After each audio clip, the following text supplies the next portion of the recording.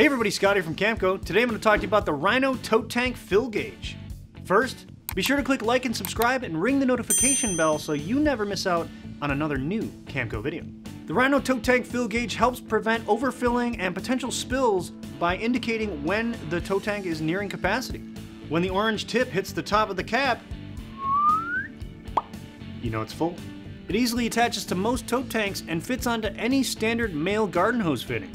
Once attached, the gauge can slide open to allow your tote tank to vent while filling or dumping. And it can be closed to seal the tote tank during transportation. It's made of durable polymer and stands 3 inches tall when installed. So there you have it, the Rhino Tote Tank Fill Gauge from Camco. If you don't have one, you should get one today. Camco.net. That's a little floaty. When the orange tip hits the top of the cap, you know it's full.